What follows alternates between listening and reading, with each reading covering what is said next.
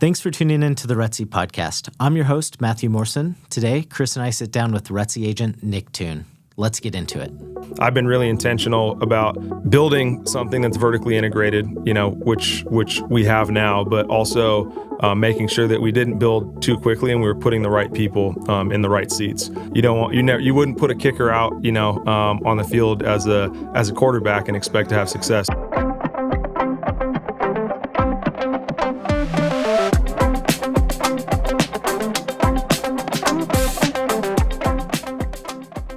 Welcome to the RETSY Podcast. Thanks for having me. Yeah, thank you for being here, Nick. So Absolutely. Today we're sitting down with Nick Toon.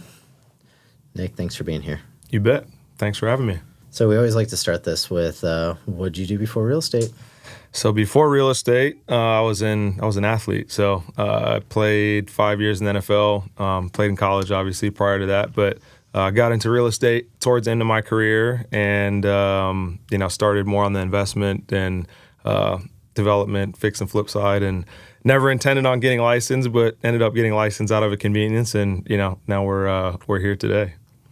So how long were you doing investments before you got licensed? Yeah, so I retired in 2016 and bought my first house / investment in 2014.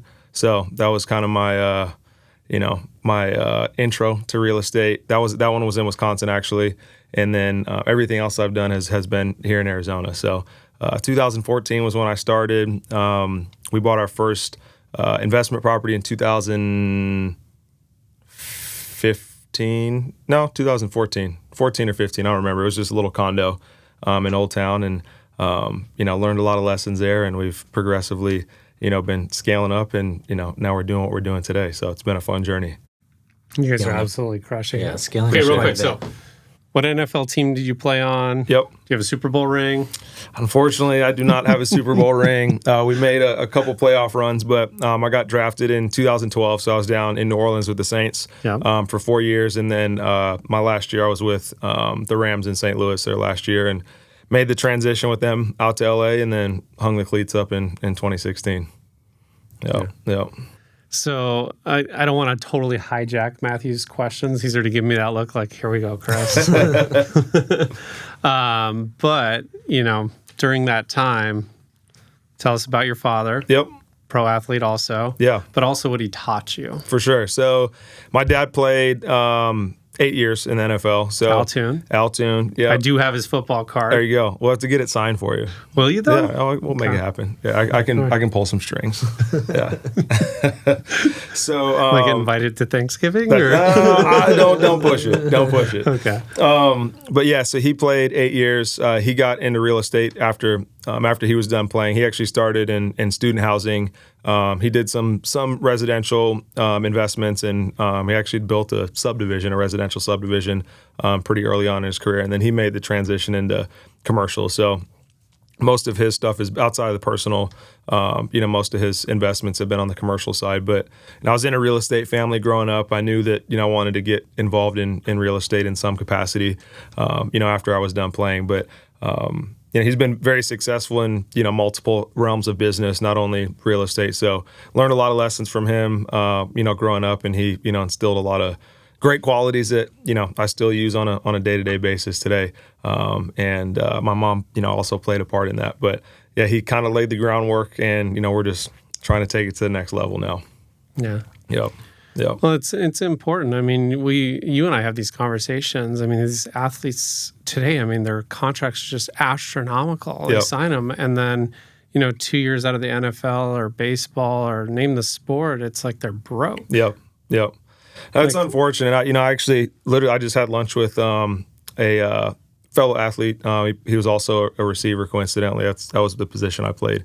But he's out here in Arizona, and he actually purchased a landscape company. So we were connecting, seeing if we can, connect on, some of my development stuff. And it's always, I was telling him when we were there, it's always great to see athletes make that transition and have, success after athletics, because there's a lot of guys that, I think struggle to find their way, after they're done with their careers. A lot of athletes, unfortunately, it's a childhood dream, and they've defined themselves as an athlete their whole life. And and I even struggled, after I was done playing. It took me probably 3 years after my career was over. And I had already started in real estate. I had started some other businesses and, was successful there. But, when you do something, from the time you're a kid to, the time you're an adult and then it just stops, it's difficult. I mean, imagine, you've been in real estate a long time. Just imagine tomorrow it's over and you're like, okay, what do I do now? And in athletics, it's not going to last for forever. me, that's fly fishing. Yeah, there you go. There you go. Yeah, there you go. Like I already have that planned out. For sure. But real estate's been great to me. It's it's a great business. There's so many different ways to have success and so many different ways to skin the cat. It's been a fun journey. That's for sure. Yep. We've watched your success and like moving over to RETSY, and I talk about this tool, but I rarely show you guys this tool. All right, so I'm going to brag on you for a second. All right. Nicholas Toon, not including anybody from his team, just your basic numbers, because your name's on almost all your sales, right? Yep. Last 12 months, you're up 76%, right? That's one thing if you went from like doing 10 million. What did you do last year? Yep. 113 million and change. Yeah. So the last 12 months you're up at 76%. Yep. I can tell you the numbers, but I don't want people to do the math. But your average sale price is up 72% last 12 months to 5.6 million is your average sale price. Yep. Does anybody know what the average sale price is in Arizona, Matt?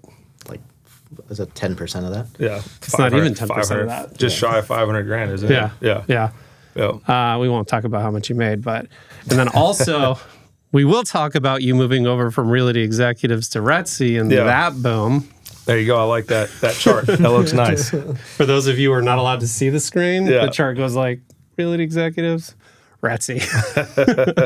But I mean, more to it than just that. Yeah, I mean, absolutely. You learned development sales. Yep. Take us through that. Like you're an agent. You see your name all over the place. Like, how do I do what Nick Toon does?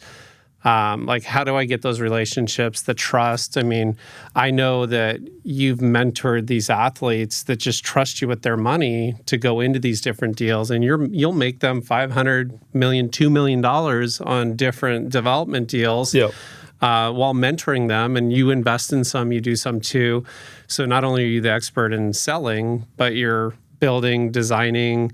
And we got to give Annie some credit because she's an amazing designer. Yeah, no, she's a huge part, a huge part of what we're able to do. So, I think one of the primary things I think that has allowed me to be successful is, and I'm not real estate on the brokerage side has been phenomenal for me. But as I mentioned earlier, I never intended on getting licensed. I ultimately got licensed out of a convenience. We started, on the investment side of the business and ended up getting licensed because I wanted to have access to MLS and access to more information. And, I built some relationships with other investors and developers and, they saw what I was doing on the personal side. And, I understood construction. I understood the finance side of the game, understood and still to this day understand, how to underwrite deals, how to, identify, profitable deals and how to manage, contractors, design the right floor plan,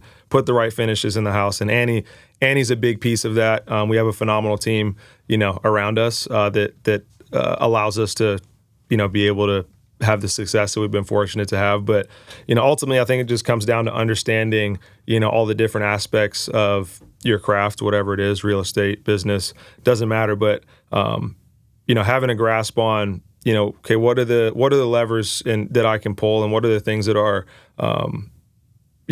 important for me to understand in order to have success. And because I started out as an investor, not as a real estate agent, that has allowed me to, kind of parlay that skill set into, allowing me to represent other people that are doing what I'm doing at a high level and have a better understanding than most, other people that are licensed in the development space. And that really is what has allowed me to be, as successful as I've been.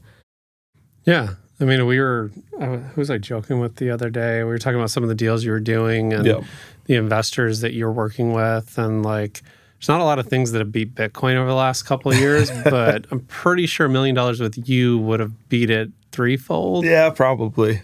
Probably. We've, the market plays a part in that, but he's pretty humble about that. He talk about it. It's like, yeah, but listen, raising capital is not an issue for you. But that said, it's just like being selective, finding the deals, putting them in it. I remember one piece of dirt where it was in Arcadia. This was years ago, and it was just like after I tracked down who was the agent on the deal, it was you, and you put this ball player in this dirt, and it appreciated and doubled in like a year.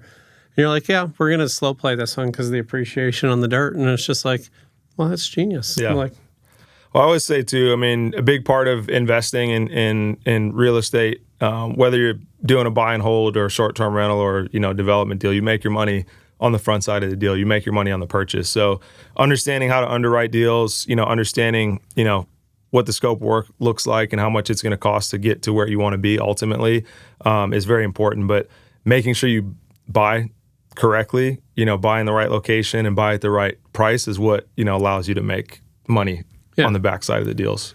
Well, because you can control that. Yep. It's like you can't control lumber costs or whether a plumber is going to not show up or this and that. But, for sure. Yeah. Yeah. So what's your most expensive home you sold? We just closed it a couple weeks ago, $17 million in Paradise Valley. So it was a very difficult transaction. We pre-sold the house, and you've been in the game long enough. Pre-sales are always challenging, but went to a great family. It was a great product at the end of the day, and ended up at a nice number. So that one was fun to experience, and I'm happy to have that one behind me. So when it comes down to that acquisition, I mean, I know, but if you wouldn't mind sharing, how are you finding those deals? It's not just MLS. Yeah, no, it's not just MLS. I mean, we've actually had quite a bit of success on MLS. We do a lot of stuff off market, but early on, the first probably 15 deals I did were all, MLS deals. Yeah. And a big part of buying off MLS, there's deals on MLS, they're few and far between, but you really need to understand the market, number one, and you need to understand what your buy box looks like. And everyone's buy box looks different. Everyone's business model is different. Everyone's, expected return is different, but understanding, what you're looking for and when it pops up, being able to jump on it quickly is what allowed us to be successful on MLS. All the deals that we've purchased on MLS,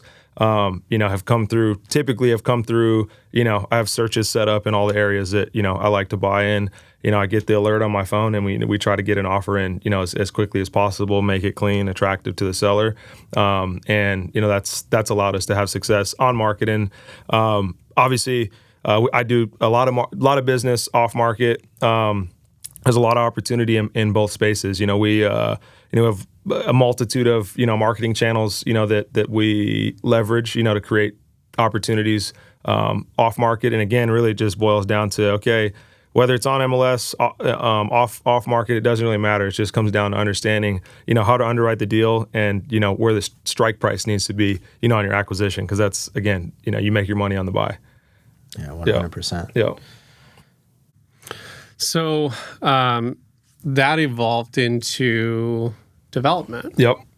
You wanna pull on that thread today? Should we talk about development? We can talk about development. Yeah, absolutely. I mean, you have your own development company. You have a GC, a really good GC, mind you. Yep.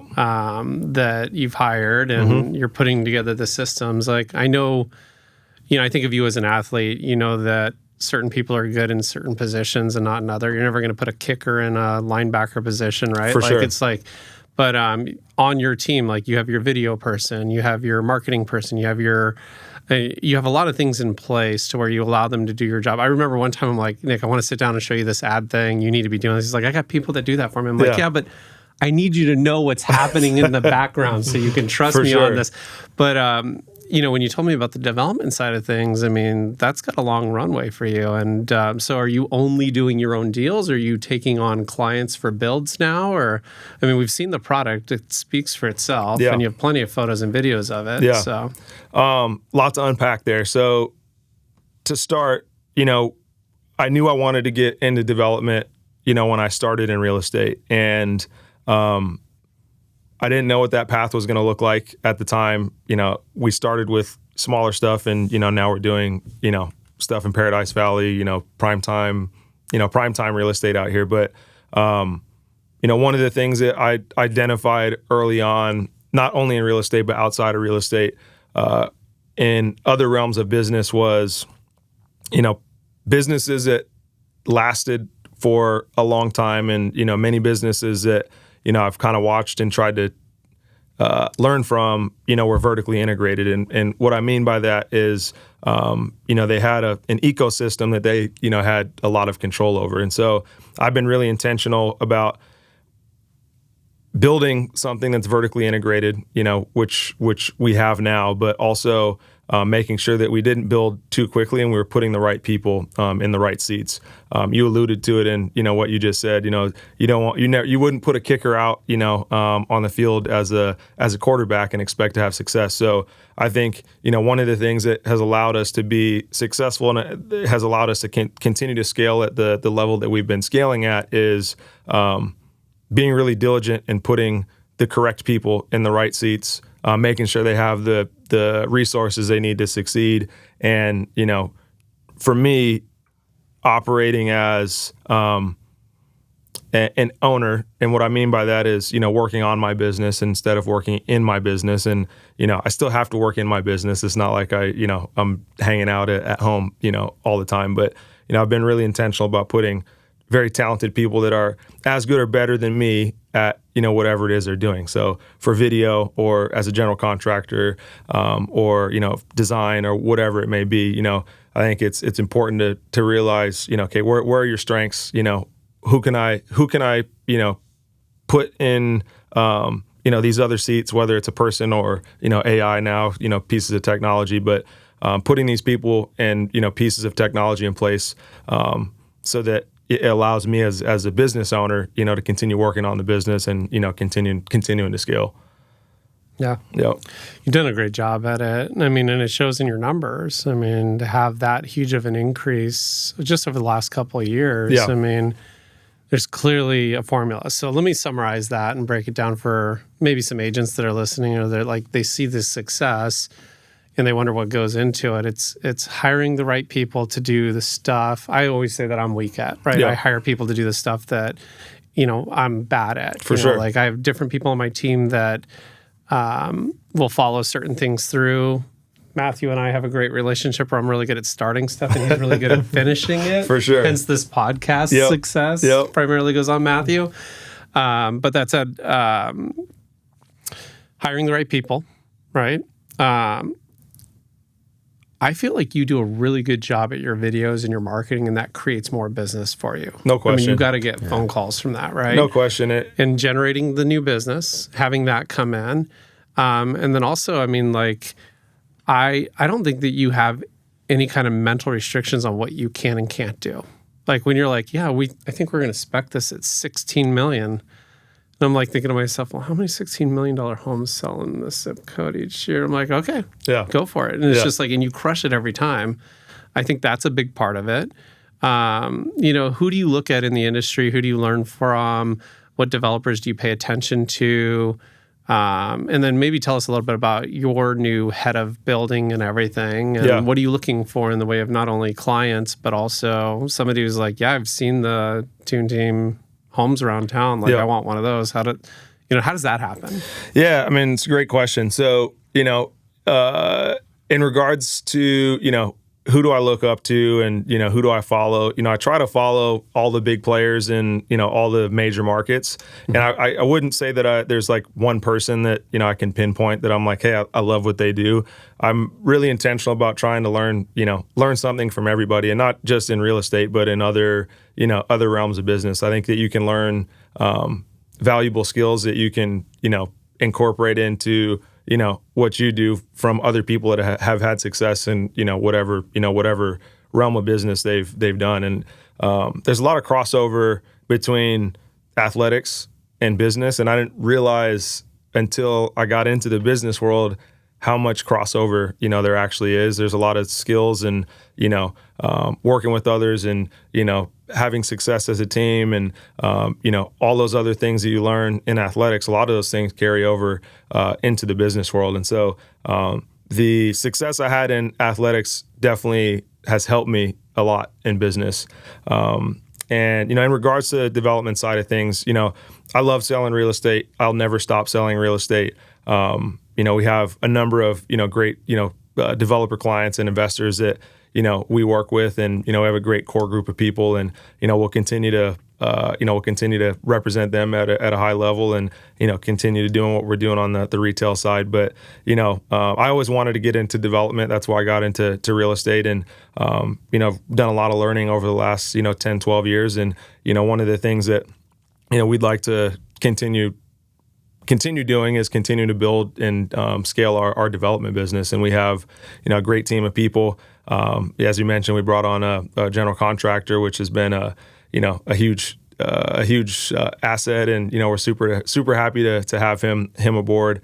He came over from another very well respected custom home builder out here. He's been building at an extremely high level for a long time, and so being able to control the general contracting side of things is huge in terms of controlling timelines and costs, and being able to execute quickly and at a high level. And that kind of circles back to the vertical integration. So we have right now I'm kind of in charge of acquisitions and dispositions or sales. So that's kind of my focus on a day-to-day basis. Monitoring budgets, getting financing in place, raising money if we need to raise money. And we also have my wife Annie is kind of the head of operations.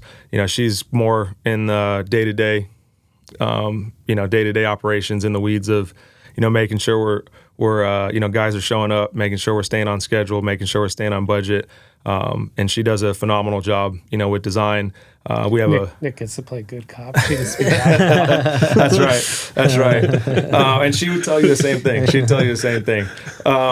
But we have Annie's kind of in charge of operations and design. We have a full-time designer on salary in-house as well. We have a part-time designer also that works remotely. And then we have 2 other agents that work on the team right now. One of them works as a sales partner with me. He's kind of a sales partner, pseudo assistant. He's with me all the time. Mm-hmm. Helps me clone myself a little bit, and he's been doing a phenomenal job. And then one of our other agents kind of works full time on acquisition, so creating opportunities, whether off market, on market, underwriting deals, making sure I have my eyes on anything I need to see. And we've built a great team. We have a great group of people around us, and we're excited about what the future holds. And right now, I love spec building. Spec building's great, but we also want to bring some custom builds into the mix, just to bring a little bit of balance, to the portfolio. So we'll be selective in who we work with, but we're definitely not opposed to working with clients. Nice. Yep. So you help them find the tear down or find the dirt and build Absolutely. a custom home. Yeah, we have a number. Full circle now. Yeah, we have a number of exactly. people we're working with, and yes, to answer your question, if someone comes to us, and we have a number of clients that we're helping out right now that are like, hey, either some of our clients have a house that they've been contemplating on, either remodeling or tearing down and rebuilding, and working with a few clients like that. But we do have a number of people that come to us, and they're like, hey, either I'm moving to Arizona, or I'm ready to upgrade, and I'd like to build something. Where would I start? And so we have the team in place now to essentially help hold their hand from the introduction, finding the dirt, going through the planning process, going through construction, and then either keeping it if they're going to move into it. And we have a number of investors that we work with that we do the same thing. The only difference is you sell it at the end. Yep. So buy the dirt, design the floor plan, pick out the interior finishes, build it. Yep. Yeah. Well, the only thing we have don't full control. Yeah, and the only thing that we don't have in-house right now, and I don't think that we'll ever bring in-house, is architecture, because it really depends on the style. It depends on the style, and there's different architects. We have some great architectural partners that we work with, but if you want to build an ultra modern home versus a Santa Barbara home, like they're two. Not that the same architect can't do that, but when we're talking about $8, 10, 12, 15, $20 million house, I mean, that's a discerning buyer. And, you want to have an architect that has a track record of success, with that style of home. So, yeah. So what does that process look like time-wise? So if somebody was interested in doing that, they call you up and say, hey, Nick, I want to build a house. And from acquisition of a dirt lot or a tear down to them getting to park the U-Haul and move in. I tell people to plan for 18 to 24 months. We try to beat that timeline, but especially when you're building for a client, let me backtrack. It's very different building a spec home versus building a custom home for, someone's going to move into. So, both of them have positives and negatives. But when you're building a custom, you're reliant on the client many times to make decisions, and we will hold their hand, throughout the design process and help them, make decisions. Like we have clients where they're like, hey, you just pick everything. You know what I like. Just let me see it before, you finish. And then we have clients that want to go, to the tile store and they want to be involved in every aspect of that. So it really depends on how involved, the client wants to be. We can build from the time we put a shovel in the ground to like completion of the house, you're 8 to 12 months build time, maybe 14 if we have some, material delays and all that stuff. But then you have, planning and design selections and permitting and all of the other stuff. So I tell people to plan for 18 to 24 months, but the reality is, probably 14 to 16 months, you can be in a house. You can shorten that time frame up if you have everything picked and there's no changes. It's just like they know where to pick it, but then it's just like the client goes in and like, I want to move the light over there. For sure. It's like, it's not as easy as it sounds. Yeah, no, 100%. Yeah. I mean, I've been with plenty of buyers to like the new home sale design center when we're just picking countertops and tile. And, it takes time. You get 3 boards to pick from. Yeah, exactly. Pick one of the boards. It's a little bit different when you're buying a $60 million house. Yeah, for sure. Yeah, exactly. Right? For sure. No, 100%. Yeah. Let's see here. What else do we want to hit on? Talked about your career before real estate. Yeah. Talked about, your success and where you really hit your stride. Yep. And talked about moving into development. What do you see next? One of the things I've been toying with and, wanted to do from the time I got into real estate was create an opportunity for, outside investors, whether it's an athlete or, someone else that, has been successful, to have access and exposure to, development deals on the investment side that, maybe they don't have the skill set, maybe they don't know where to start. So, I'm in the early stages of, potentially putting a real estate fund together. That's something that, I've been thinking about doing. We'll see if that happens, but we're going to continue scaling the development side and continue doing what we're doing on the retail side. But I'd love to get a fund put together and give investors access to what we're doing on the development side of things. So we'll see what the future holds, but that's maybe the next thing that's in the cards. Yeah. Well, I know you can put together one hell of a pro forma for that. Absolutely. Yeah, it's not going to be, I know a few people that may invest in that realm. A couple of them may be in this room, like in that fund, in this room. Let's talk about, so the white paper. Yeah. What is it about? This is how I'm putting Nick on the spot. When's it going to be done? I don't know when it's going to be done. It's a work in progress. I hope to have it completed here in short order. But Chris, should we go through that story? Yeah, let's. You kick it off, and we can go through it. So you got to understand Nick's personality. He's the nicest guy in the world. Like, what's another huge compliment for you is like I remember coming to that. What open house was it? Like I got in trouble for parking in front of Kyler Murray's house. Like the security guard's like, we don't want anybody parking out here. And I was like, well, dude, it's a pub. I'm like, but based on how big you are, I'm just going to move my car. like that open house, right? I remember walking into that. I mean, every broker from every big hitter from every brokerage in the Valley was in that house. Yep. And that's a testament, I think, to you because that doesn't always happen. I go to almost all of our broker opens. Yep. And it was also kind of like a black tie event. Do you remember? I was like, can I do the black RETSY t-shirt with a sport coat? You're like, dude, just get over here. But so everybody, right? And then we came up with a great idea. It's like, let's come up with a white labeled paper, like a mini book basically of like who you are, what you do, how you help athletes, right? Yep. Because there's so many people that prey on athletes. Like they make all this money and everybody's got their hand in their pocket and their friends and you name it, like everywhere they roll, their friends are like taking money out of their pocket, their money managers taking money out of their pocket. Like they're in like what you've learned in your career and how you retained the wealth and built the wealth that you did. Like you owe it to these young athletes to share that, give them something to read, even if they're not going to work with you. Yep. Like if they're like dedicated to Cincinnati, right? Sure. And they're going to invest there, like learn from it, like write this. And Nick came up with a really good first draft that is almost done. Right? It's been sitting on ice for a little bit, but we'll get it finished. But remember like our accountability thing? I won't say who, right? But I'm like, all right, like, so I'm a real estate coach, right? Like if you want me to spend my time helping you, like I need accountability money in this, right? And like for Nick Toon, like $1,000 check to like an ex-broker or somebody that he doesn't like, it wasn't going to work. I'm like, I need a $10,000 check. and Nick's like, well, I like everybody. I'm like, there's got to be one person that pisses you off, right? And there's a $10,000 check in my safe with that person's name on it. And the goal is like when we make promises to each other, if we don't keep it, that check gets sent. Yep. I remember. Did I give you a check too? Was it a reciprocal? No, I think you need to give me a check. I think it was one-sided. I think I was you a need to little give bit me a more check take too. than given that one. Yeah.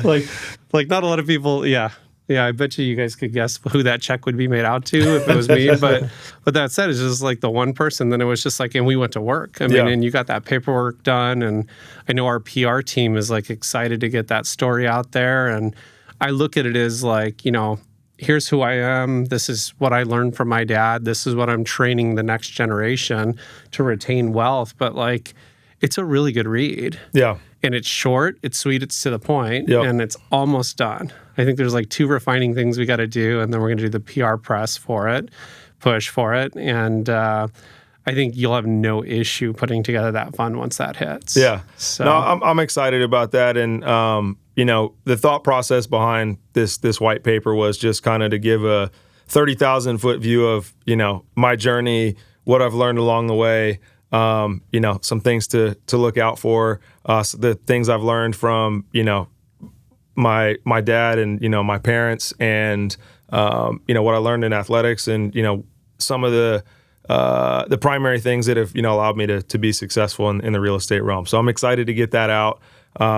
And, you know, we'll see. Well, then you took what you've learned from your dad, but you've amplified it 6-fold. Yeah. I mean, you've created the playbook. Yep. So, but yeah, it's just like even with accountability and getting everything out, I mean, it's like that could be a huge catalyst for people to understand you more. Because otherwise, you're just a bunch of signs we see around the neighborhood. For we sure. see some videos and this and that. But when people hear the actual story, that's why I hope when they listen to this podcast and they find out the history and the experience you have, it's like they don't think, oh, well, he's just a football star that rolled out of bed and has success because he's got a well-known name. It's like, no, you worked your ass off for it. Yeah, for sure. And it's been a long journey. You know, as I said, I started in 2014. We're in, you know, 2025, near the end of 2025. So I'm going on almost 12 years in the real estate space, and there's been a lot of learning, lots of mistakes, and you know, lots of positive things too. So I'm a big believer in, you know, not making mistakes twice. So, you know, really sitting down and reflecting on, okay, what did I do well? What did I not do well? You know, what can I change? What can I refine, you know, moving forward in all aspects, you know, of business. And I was like that in athletics too. And I think that, you know, was one of the things that, you know, allowed me to have success there. You know, I was obviously athletic, talented, but that only takes you so far. And that's the same way in business. You can have, you know, the talent, but, you know, what are you doing on a day-to-day basis to continue to level up? And, you know, one of my coaches, my college coach, you know, one of the things that he hammered into, you know, our team when I was there was, you know, just get 1% better every day. If you just get 1% better every day, you know, over a, you know, 1 year, 5 year, 10-year period, you know, you're going to make, you know, these exponential leaps. You don't have to, you know, go, you know, conquer the world in a day, but, you know, if you can get a little bit better every day, if you can continue to learn, if you can continue to refine your skills, you know, over a long period of time, you're going to have, you know, success over, you know, over your career. Yeah. Yep. Well, it's like having the coaches out there giving you the guidance, having the accountability, and the reason to follow through. For sure. Like, I mean, it's like I remember back, I forget who told me this whole story, but it's like, it's one thing to have to get up in the morning, be in your car, and be to a place at like 5 a.m. for like a workout. But he's like, accountability is like when you promised your mom you would pick her up from the airport and you see her standing out in the rain at the airport and you're not there. He's like, it's that kind of accountability. And that's how we came into the whole like, all right, you give me a $10,000 check, I'll give you a $10,000 check. I'm still waiting on my check. We would never want that person out. Yeah, I'll get that right over to you. But that said, it's like you need to have that accountability to follow through, like have that reason. We had an amazing accountability group. Like it was Gantry Wilson, like Gino Bafari was in that group, Lisa Ward. I mean, like some of the biggest hitters in real estate in the Tom Ferry coaching organization. We'd be on the calls at like 5 a.m. every Friday. And I'm not gonna lie, like some people were on the calls and they were like in Vegas and still drunk from the night before, but they were on the damn call. They were there. Right? Yeah, they were there. And then we had like our tasks that we had to prove that we got done. And then if we didn't get that done, the accountability was your assistant gets to videotape you while you wash their car in a bikini, male or female, doesn't matter. This is a real accountability. I remember. Like, do you have any videos floating around out there? There's no videos of me washing a car in a bikini. But like that kind of stuff, when you have that kind of accountability, or I remember like Tom's Inner Circle thing where it's like every single Friday you had to text him. And I remember one Friday I forgot to text him and I got a text from him and I'm like, my heart like dropped. I'm like, oh my God, I forgot to send him my accountability stuff. But like with guidance, coaching, and accountability, you can get so much done. And you don't realize how much you're getting done in a year, but when you look back over 5 years, holy shit. It's exponential growth. And I'm big on coaching and, I'm big on, trying to put myself in circles, whether it's, in person, online, on Zoom, whatever, trying to put myself in circles of, people that are more successful than me. I never want to be the smartest guy in the room. And so, I think that, has allowed me to, continue to level up. But in terms of accountability, I think that having an accountability partner or group is fantastic. But I think the primary thing that separates people that are good at what they do and things that are great at what they do is what you do when no one's looking. And you mentioned getting up and going to a workout. Say you're in college, you have to be at the 5 a.m. workout. Your strength coach is going to be there. You're going to get in trouble if you're not there. But okay, when athletics is done, and say you're working out, we'll use the same example.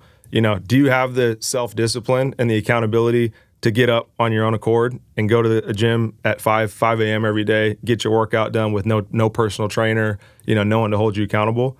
If you're able to do that, that's what allows you to have, great success. I need an accountability breath, buddy. I know because I've seen me miss those workouts when you're relying on yourself. For sure. Yeah. And then I feel like everybody needs that. Oh, 100%. For sure. Matthew's like, you want to hike camel? Like, I know if Matthew and I are hiking Camelback, his ass is going to be at my front door at 6 a.m. Which means he got up at 5 a.m. to get there. It's like, but yeah, no, I think a lot of people gloss over like what it takes for success, but I think accountability is a huge part of it. Big time. Big time. Yeah. Well, and to your point too, discipline's way more important. 100%. Because like motivation comes and goes. Yeah. But if you're disciplined to do what you need to do, that's just it's easy to do things when you're motivated to do it, and For sure. When you start something new and it's exciting and all that stuff. But what are you doing? 2 years in, 5 years in, 8 years in, when you're doing the same exact thing every day, over and over and over and over. Can you maintain that consistency? And if you can, you're going to be successful. At some point, the dam's going to break and you're going to have success. It's just a matter of being consistent and doing the things that maybe you don't want to do or other people don't want to do consistently. Yeah. Well, you remember when you were hiking the mountain every morning? Yeah. Post the video. Was there somebody holding you accountable to that? No, somebody just have a myself. No? Social media. That's discipline. Just social media. That's discipline, right? Yeah, especially doing that when you have 3 under 5. Well, see, that's my little. That was your getaway. That's what we call motivation. Exactly. That's my hack. Is the dad hours is what I like to call them. For sure. Because nobody in the world cares what I do between 4 a.m. and 6 a.m. Yep. Nobody. Yep. I don't get calls from agents. Actually, I take that back. I'm getting a call from my house that early. No.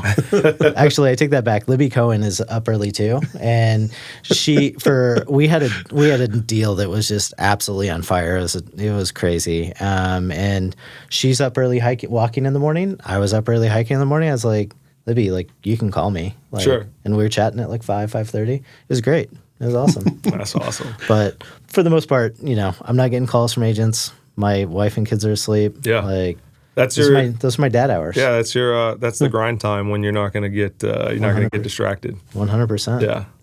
Yeah.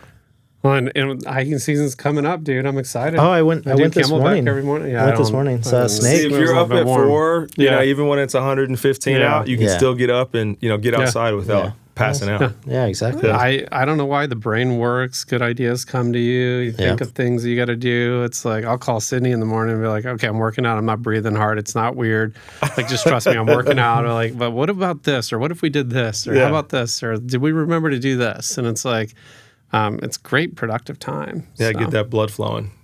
I don't do it as much as I probably should, but Yeah. Well, can you tease the white paper a little bit with like, could you share just like one pitfall like an athlete should avoid? I don't want to give too much away. Yeah, no, I mean, this isn't really giving anything away, but we touched on this, but mentors I think are super important. So say you want to get into real estate, you want to get into real estate development. This is what I did is I tried to surround myself with people that were doing what I wanted to do at a very high level, tried to bring some sort of value to them, whatever that was.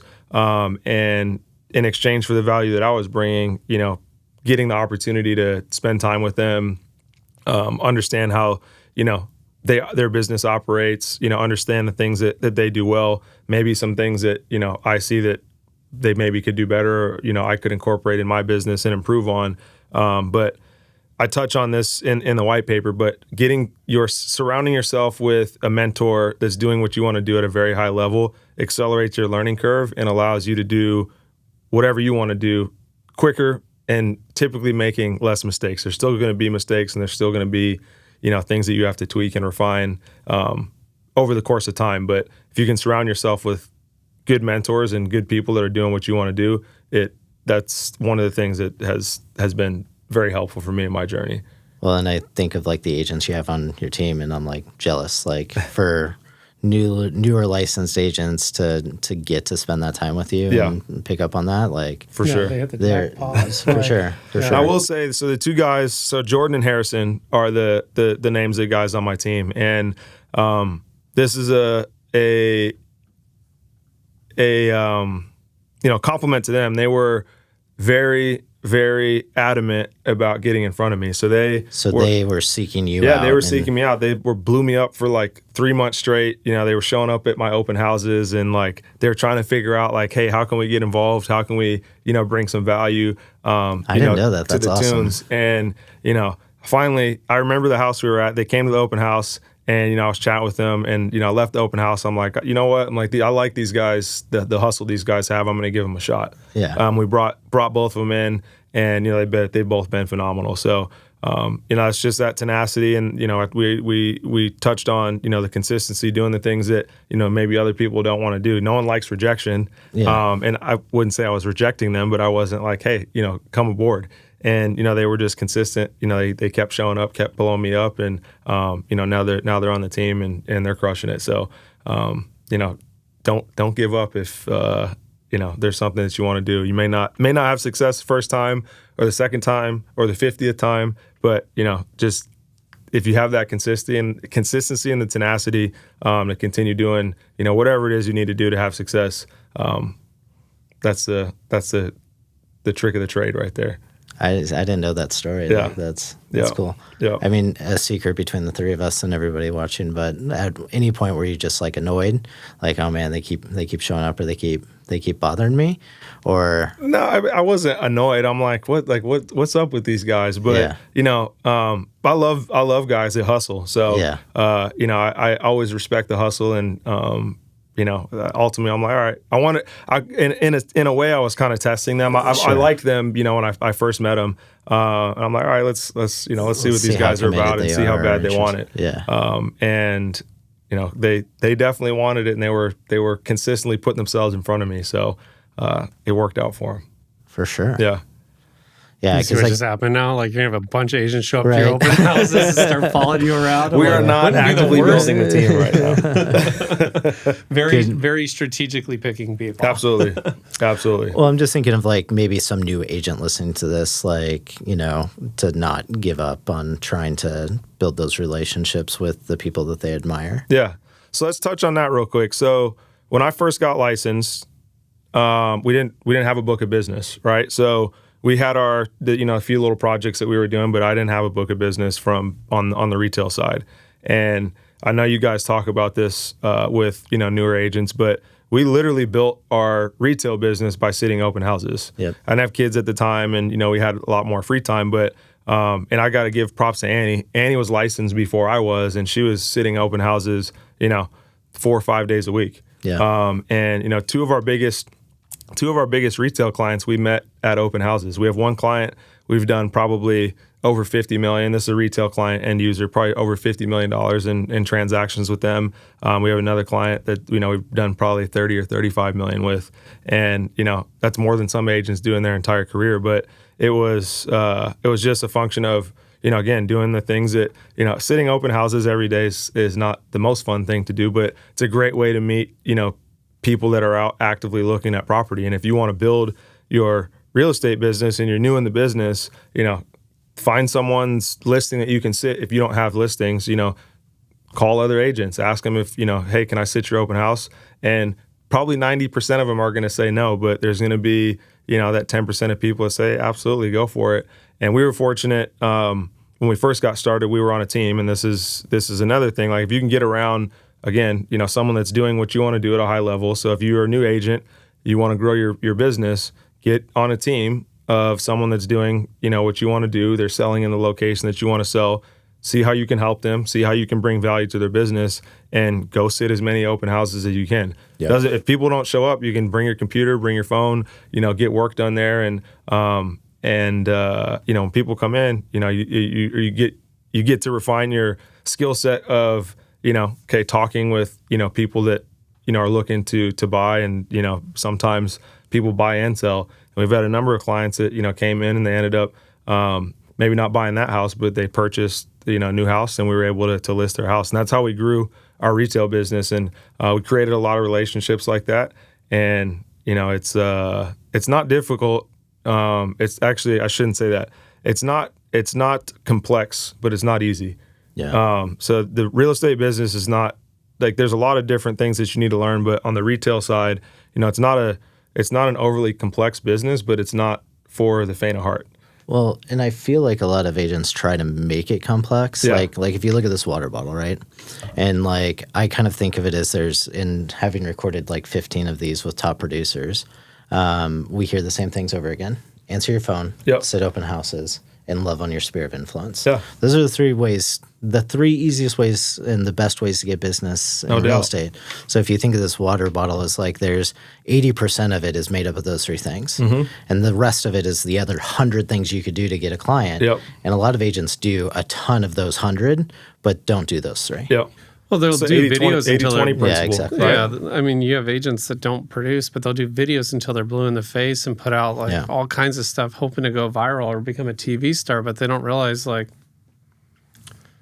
how simple it is to be successful in real estate. Yeah. And I don't know how many times. I remember I've had team members that have had slow months, and it's like, all right, well, when was the last time you did an open house? Yeah.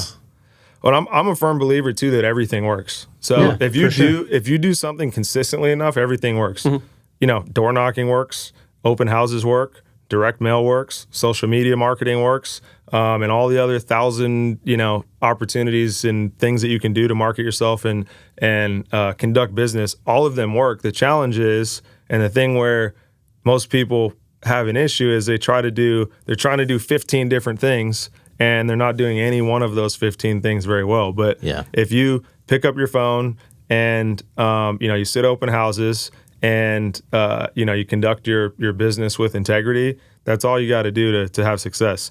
And all of these different avenues and ways to generate business work, but are you being consistent at one, maybe 2 or 3 things after you've mastered that first one. You just have to be consistent with, with one of them. And, you might not do, $100 million in sales right away, but, if you continue to build on that foundation over, 5 or 10 year period, it's more than possible for anybody. Yeah. Yeah. You look at our company too. It's like I'll name some names because this is kind of like kudos. Like Diane Chappell, she's always sitting open houses. Yeah. It's weird if Avery and I are driving the neighborhood and we don't stop in one of Diane's open houses. Your team is too. Yeah. Like they sit the crap out of that Paisano house for sure. Like, and Avery and I walked in and Avery's like, "Do you think Nick will be here?" And I'm like, "Yeah, maybe." Like, I pop in every once in a while. I don't sit as many. I full disclosure, I don't sit as many open houses as I used to, but.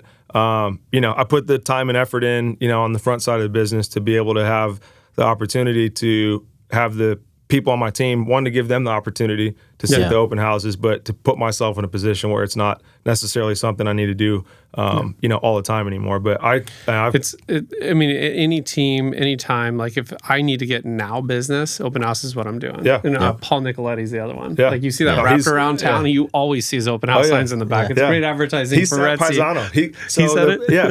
Paul called me. He's like, "Hey, dude, it at open houses. Can I sit your open house?" I'm like, "Absolutely, dude." Yeah, absolutely. Yeah. So.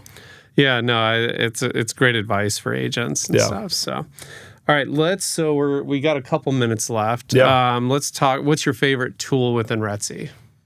Or people? What's your favorite thing about RETSY? So my favorite thing about RETSY is the people. Okay. I mean, as well as anyone, I don't utilize many of the tools. Probably underutilize them. I underutilize all of the tools and resources that we have, at the brokerage. But the reason I came over to RETSY.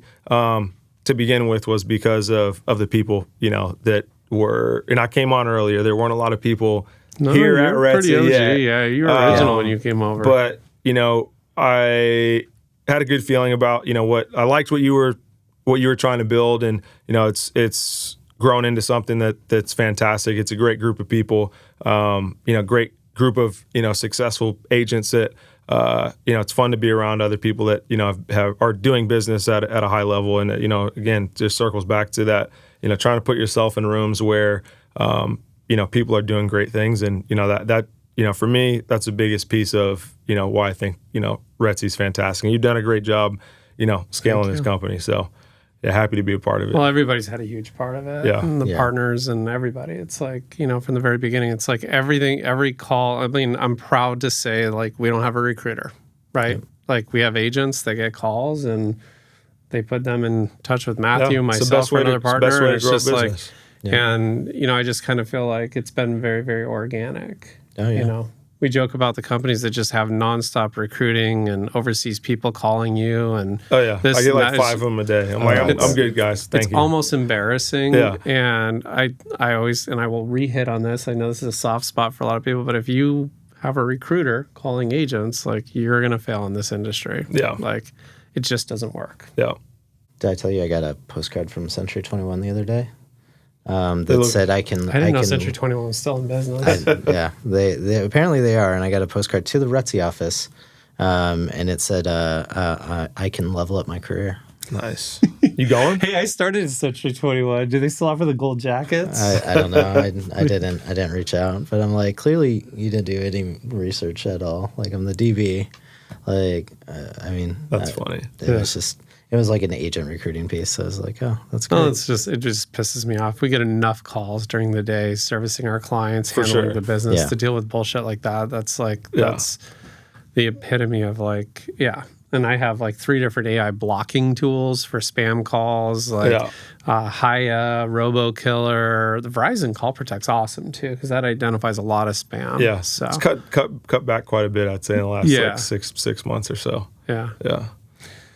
But, all right. Cool. Well, how do folks connect with you after the podcast? Whatever you want to share, we'll link it in the show notes. Yeah, so easiest way to get in touch with me is probably on Instagram. I'm most active on that platform. So it's Nick, N-I-C-K, the number 2, O-O-N is my my Instagram handle. So check 2 O-O-N. Okay. N-I-C-K, 2 O-O-N. So check me out on Instagram. My phone number's on there, and shoot me a message on there, but love to connect. What's your website? It's tooncorealestate.com. Perfect. Awesome. Well, Nick, thanks for taking the time out and come on. Man. I know how busy you are, so but thanks for having me. It was a great episode. Thank you. Appreciate it. Really appreciate you. You bet. Thanks, guys. That wraps up this week's episode of the RETSY Podcast. Thanks for listening. Check out the show notes to connect with Nick. If you enjoyed today's episode, take a moment to leave us a review wherever you listen to this podcast, and please subscribe so you never miss what's next. Next week, Chris and Matt are sitting down with RETSY agent Christine Espinosa. Here's a sneak preview. With social media, I think where agents go wrong is all they post is real estate stuff. I think the whole point of social media is for people to get to know you and your personality. So people want to see what you're doing on the weekend. They want to see your family. They want to see what's important to you, whether it's your dog or your hiking or whatever, because then they could be like, ooh, I like that. And then they find common ground because they get to know you. If all they see is everything you just sold or what you listed, okay, it's cool to look at properties, but that's just so blah.